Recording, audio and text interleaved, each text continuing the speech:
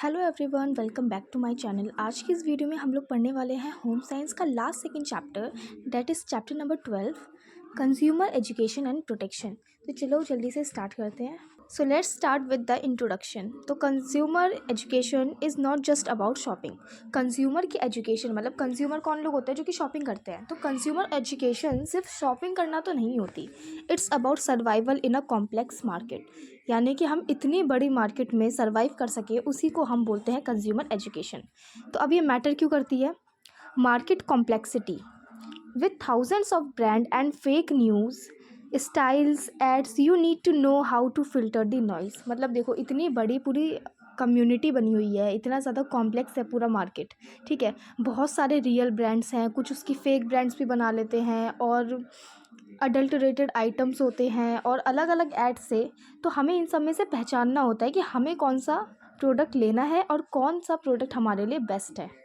तो ये मैटर करता है। Next is consumer exploitation. Shopkeepers might use faulty weights, sell look alike brands और hide expiry date. Education is your armour. तो बहुत बार कंज्यूमर के साथ क्या होता है, जो शॉपकीपर्स होते हैं वो उन्हें गलत वेट का सामान दे देते हैं, ठीक है। जितने के लिए वो पे कर रहे हैं उतना नहीं, उससे कम सामान उन्हें देते हैं, ठीक है। या फिर वो जिस ब्रांड का सामान ले रहे हैं उस ब्रांड का ना दे के उसे दूसरे ब्रांड का दे रहे हैं जो उसकी तरह लग रहा है, या फिर एक्सपायरी डेट वाले प्रोडक्ट दे रहे हैं। तो इन्हीं सब से बचने के लिए हमें कंज्यूमर एजुकेशन के बारे में पता होना चाहिए। Next is active citizenship. A conscious consumer helps improve the whole country economy by demanding better standards। मतलब पूरा अगर हम जो सिटीजन्स हैं, ठीक है, अगर वो एक्टिव हो जाए शॉपिंग को लेके या कंज्यूमर एजुकेशन को लेके, तो हम बहुत ही अच्छे से अपने कंट्री की इकोनॉमी को इंक्रीज़ कर सकते हैं।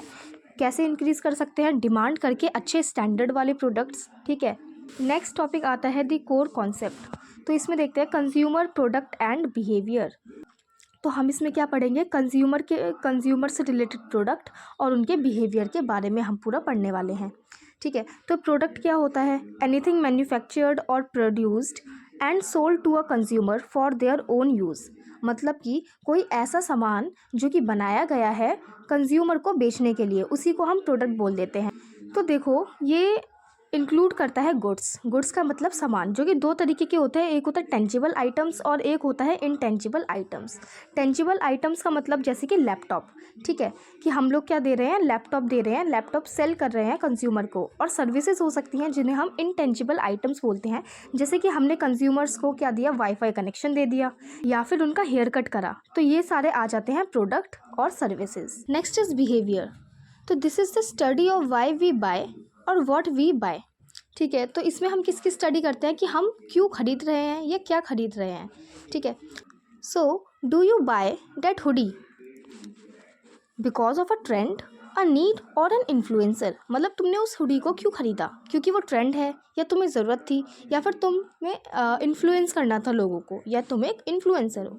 Understanding this helps avoid impulse buying, ठीक है। तो अगर तुम इन सबको समझ जाओगे तो इम्पल्स बाइंग से तुम लोग बचोगे। अब हम देखते हैं कंज्यूमर फोरम एंड फुटफॉल्स। तो फोरम और फुटफॉल्स को देखेंगे। तो कंज्यूमर फोरम क्या होता है?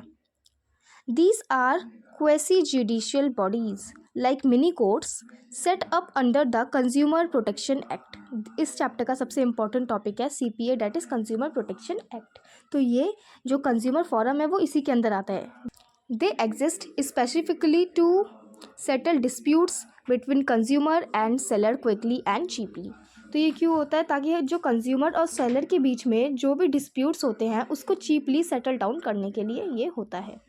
Next is consumer footfalls. तो कंज्यूमर फुटफॉल्स क्या होता है? In marketing this refers to a traffic store gets. मतलब किसी स्टोर में कितना ट्रैफिक है उसको हम कंज्यूमर फुटफॉल्स बोल सकते हैं। High footfalls don't always means high sale. मतलब बहुत ज़्यादा भीड़ है तो इसका मतलब ये नहीं है कि उसकी सेल हमेशा ज़्यादा ही होगी। Sometimes people are just do window shopping.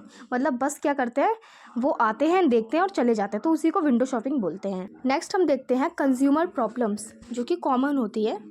तो हम देखते हैं common consumer problems. So first is adulteration. Adulteration का मतलब क्या होता है? हम ऐड कर देते हैं लो क्वालिटी सब्सटेंस या फिर हार्मफुल सब्सटेंस किसी फूड के अंदर, खुद से जानबूझ के हम लोग डालते हैं, तो उसको हम अडल्टरेशन बोलते हैं। जैसे हमने स्टोन्स डाल दिए राइस के अंदर, मतलब हम लोग राइस सेल कर रहे हैं तो हम क्या चाहते हैं कि हम उसका वेट थोड़ा सा कम, मतलब ज़्यादा ही रहे लेकिन हमें कम प्रोडक्ट अपना देना पड़े, तो सेलर्स क्या करते हैं, स्टोन्स डाल देते हैं राइस के अंदर, तो इसको अडल्ट्रेशन बोलते हैं।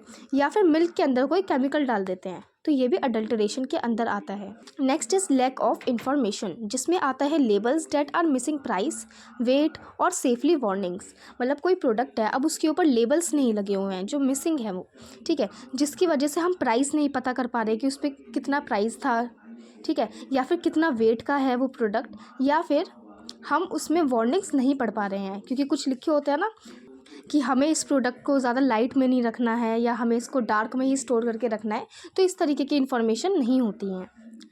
Third is price variation, selling above the MRP that is maximum retail price. हम लोग सेल कर देते हैं, हम लोग मतलब कि जो सेलर्स होते हैं वो MRP से ज़्यादा में प्रोडक्ट सेल करते हैं कंज्यूमर्स को, और MRP का फुल फॉर्म क्या है, maximum retail price. Fourth is deceptive ads, तो डिसेप्टिव एड्स क्या होता है, product that don't look anything like the pictures on the box. जैसे एड्स में हम लोग बहुत अच्छा प्रोडक्ट दिखा देते हैं जिससे कि लोग इन्फ्लुएंस होते हैं, अट्रैक्ट होते हैं और उस प्रोडक्ट को ख़रीद लेते हैं, लेकिन वो रियलिटी में ऐसा नहीं लगता है, तो उसी को हम डिसेप्टिव एड्स बोलते हैं, ठीक है। और कुछ कंट्रीज़ में इसको लेके बहुत ही रूल्स बनाए गए हैं कि जैसा तुम दिखा रहे हो एड्स में बिल्कुल सेम वैसा ही प्रोडक्ट निकलना चाहिए, अदरवाइज़ उसकी सेल हम लोग रोक देंगे, यानी गवर्नमेंट उसकी सेल रोक देती है। तो ये सारे हो गए कंज्यूमर की प्रॉब्लम्स। नेक्स्ट हम लोग देखते हैं consumer right, the big six. ये मोस्ट इंपॉर्टेंट है, एक consumer protection act and second is the consumer rights. और कंज्यूमर राइट तुम्हारे एग्जाम में 101% आएगा, 2 से 3 नंबर में ये आता ही आता है, ठीक है। तो इसको अच्छे से देख लेते हैं। कंज्यूमर राइट्स टोटल 6 होते हैं। According to this law you have specific powers, हमारे पास कुछ पावर्स होती हैं। So first is right to safety, जिसमें क्या है, protection against goods that are hazardous to life, जैसे फॉल्टी प्रेशर कुकर। तो इसमें क्या होता है, देखो, जो कंज्यूमर्स होते हैं उनको ऐसा सामान ही बेचेंगे जो कंज्यूमर को हार्म नहीं करेगा, जैसे कि हम उन्हें फॉल्टी प्रेशर कुकर नहीं सेल कर सकते। Second is right to be informed, इसमें क्या है, you must be told the quality, quantity and purity and price.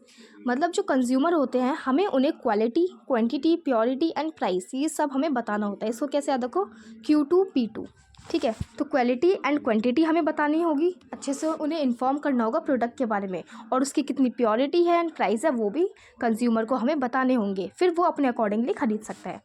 Next is right to choose, no seller can force you to buy a specific brand, यानी आपको जो seller है वो force नहीं कर सकते हैं कि आपको यही सामान खरीदना है, आप फ्रीली जो मन आपका हो वो आप ब्रांड चूज़ कर सकते हो, वो प्रोडक्ट आप चूज़ कर सकते हो।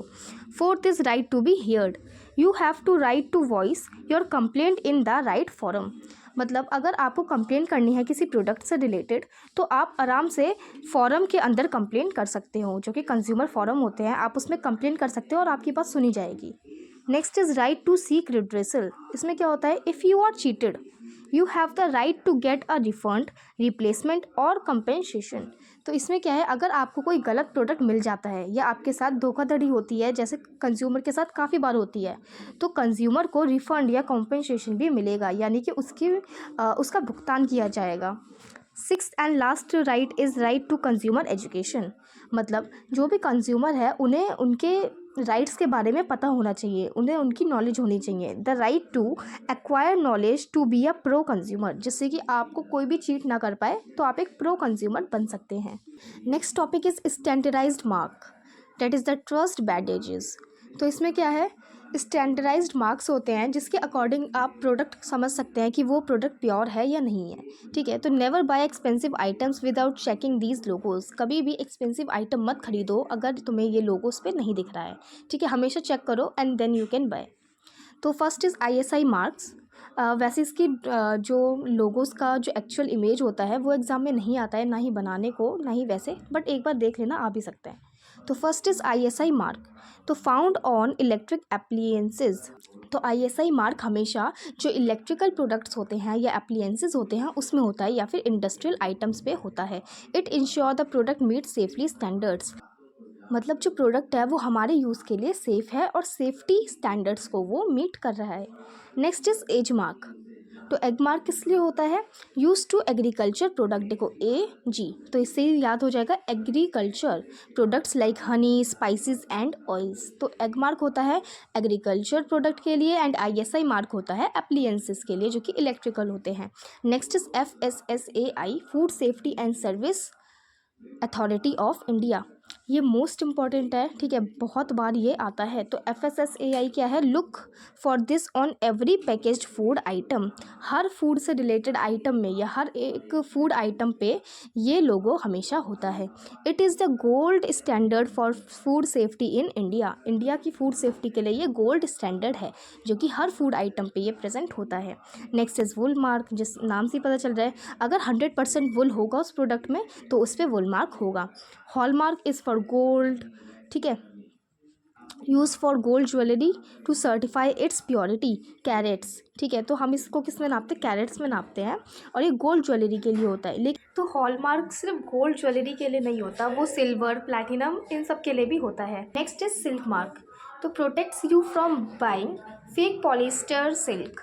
तो सिल्क मार्क होता है अगर 100% सिल्क होगा प्रोडक्ट के अंदर तो उस पर सिल्क मार्क प्रेजेंट होगा।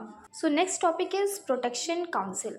तो इसमें देखो क्या होता है, ये ऐसे ग्रुप्स होते हैं जो कि प्रमोट करते हैं कंज्यूमर की अवेयरनेस को 3 लेवल्स पे। First level is central consumer protection council, ये नेशनल लेवल पे कंज्यूमर को अवेयर करते हैं। Next is state council, work at the state level to handle regional issues, ये स्टेट लेवल पे जो रीजनल इश्यूज़ होते हैं उनको हैंडल करते हैं। Third is district council, the first point of contact for local consumer awareness, मतलब कि जो नॉर्मली लोग होते हैं उनको डिस्ट्रिक्ट लेवल पे यही हैंडल करते हैं एंड फर्स्ट कॉन्टैक्ट भी इन्हीं के साथ होता है। नेक्स्ट बात करते हैं कंज्यूमर रिस्पॉन्सिबिलिटीज़, जिसके कुछ क्विक पॉइंट्स देखते हैं। तो first is check quality, always looks for standard marks, जो हमने पीछे देखे कि ISI mark, Agmark, FSSAI, ठीक है, तो इन सारे मार्क्स को चेक करना है जिससे कि हमें उनकी क्वालिटी भी पता चल जाएगी। Next is get the receipt, always ask for a cash memo, it's your legal proof. अगर आप कभी भी कैश पेमेंट कर रहे हो किसी को तो उससे रिसीप्ट लो जो कि लीगल प्रूफ रखता है। Next is read labels, check expiry date, MRP and ingredients before buying. Next is be truthful, only make honest complaints, don't exaggerate issues, मतलब कि बहुत सारे लोग होते हैं जो झूठी कंप्लेन करते हैं, तो हमेशा ऑनेस्ट कंप्लेन ही करो जो वैलिड हो। Next is follow manuals, use the product strictly according to instructions, क्योंकि बहुत सारे प्रोडक्ट पे इंस्ट्रक्शंस दिए होते हैं और हम उन्हें फॉलो नहीं करते, ठीक है, तो जो प्रॉब्लम क्रिएट कर सकते हैं आगे जाके, तो इंस्ट्रक्शन को हमेशा फॉलो करना है। Report scams, speak up against black marketing और होल्डिंग, तो अब अगर कभी भी कोई स्पैम से अगर आपको कांटेक्ट होता है या कुछ तो आपको रिपोर्ट करना है।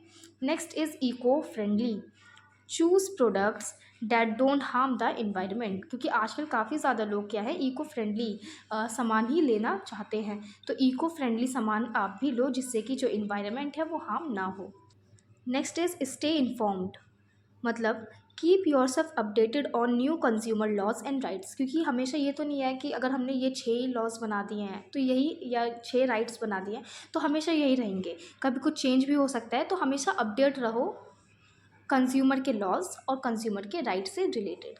सो गाइज, अब हमारे इस चैप्टर का लास्ट टॉपिक देखते हैं, that is scope of consumer education, मतलब अगर तुम कंज्यूमर एजुकेशन ये सब पढ़ते हो तो तुम क्या क्या स्कोप तुम्हें मिलेंगी, यानी कि फ्यूचर में कौन कौन सी जॉब तुम कर सकते हो। Thinking for a career here it is huge, मतलब बहुत सारे तुम्हारे पास करियर ऑप्शन है। First is legal, become a lawyer specialising in consumer rights, मतलब तुम एक लॉयर बन सकते हो। Next is corporate, work in grievance cells for big companies like Amazon और Apple to solve customer issues, मतलब कस्टमर को काफ़ी ये ऐप्स चलाते हैं जैसे अमेजोन या एप्पल, तो इसमें बहुत सारे इश्यूज़ आते हैं तो उसको सॉल्व करने के लिए भी आप बन सकते हो। Next is government, work with the bureau of Indian standard that is base और फूड सेफ्टी डिपार्टमेंट्स, ये BIS bureau of Indian standards का जो फुल फॉर्म है ये हमेशा याद रखना बिकॉज ये 1 मार्क्स में आ जाता है, तो तुम इसमें भी वर्क कर सकते हो। Next is social work, join और start an NGO to protect rural consumers from being cheated, मतलब जो रूरल कंज्यूमर होते हैं जिन्हें ज़्यादा पता नहीं होता तो उनके लिए तुम एक NGO बना सकते हो, स्टार्ट कर सकते हो या फिर उसे ज्वाइन कर सकते हो, तो रूरल कंज्यूमर्स को प्रोटेक्ट कर सकते हो तुम। अब एक प्रो टिप जो कि मोस्ट इम्पॉर्टेंट है, always keep your receipt, no bill no case. ठीक है, हमेशा जब भी कोई सामान खरीदो, अगर तुम कैश पेमेंट कर रहे हो तो अपनी रिसीप्ट ज़रूर लो। ठीक है, जिससे कि आगे तुम्हें चीट होने के खतरे जो है वो कम हो जाएंगे। सो गाइस, हमारा चैप्टर अब ख़त्म होता है। हमने इस चैप्टर को बहुत ही कम टाइम में बहुत अच्छे से कंप्लीट कर लिया है, और अगर तुमने इस वीडियो को देख लिया तो आराम से इस चैप्टर के most of the question solve कर पाओगे। सो अगर वीडियो अच्छी लगी हो तो वीडियो को लाइक सब्सक्राइब ज़रूर करना। Thanks for watching.